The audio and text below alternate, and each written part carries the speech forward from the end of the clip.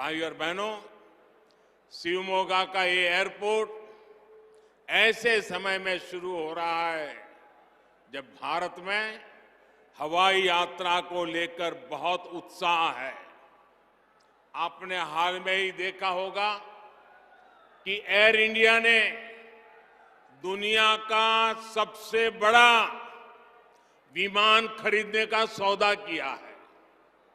2014 से पहले जब भी एयर इंडिया की चर्चा होती थी तो अक्सर नकारात्मक खबरों के लिए ही होती थी। कांग्रेस के राज में एयर इंडिया की पहचान घोटालों के लिए होती थी, घाटे वाले बिजनेस मॉडल के रूप में होती थी। आज एयर इंडिया भारत के नए सामर्थ्य के रूप में विश्व में आगे नई ऊंचाई, नई उड़ान भर रहा है। आज भारत के एविएशन मार्केट का डंका पूरी दुनिया में बज रहा है। आने वाले समय में हजारों विमानों की जरूरत भारत में पड़ने वाली है। इन विमानों में काम करने के लिए हजारों युवाओं की जरूरत होगी।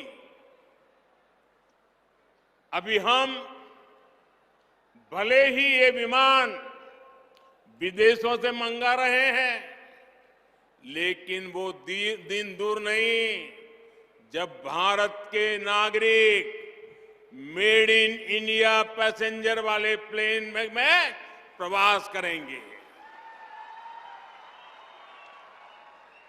एविएशन सेक्टर में रोजगार के लिए अनेक संभावनाएं खुलने वाली है। साथियों, आज भारत में हवाई यात्रा का जो विस्तार हुआ है उसके पीछे भाजपा सरकार की नीतियां और निर्णय है। 2014 से पहले देश में सिर्फ बड़े शहरों में ही एयरपोर्ट पर फोकस था। छोटे शहर भी हवाई कनेक्टिविटी से जुड़े एक कांग्रेस की सोच ही नहीं थी। हमने इस स्थिति को बदलने का निर्णय लिया।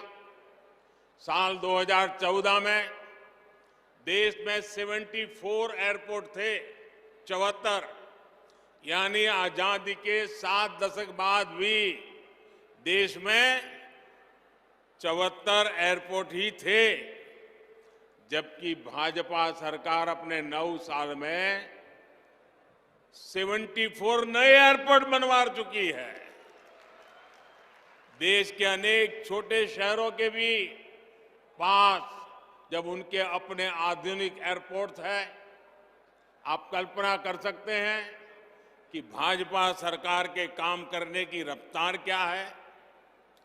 गरीबों के लिए काम करने वाली भाजपा सरकार ने एक और बड़ा काम किया।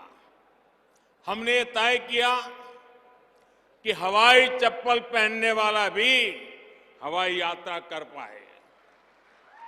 इसलिए हमने बहुत ही कम कीमत पर हवाई टिकट देने वाली उड़ान योजना शुरू की।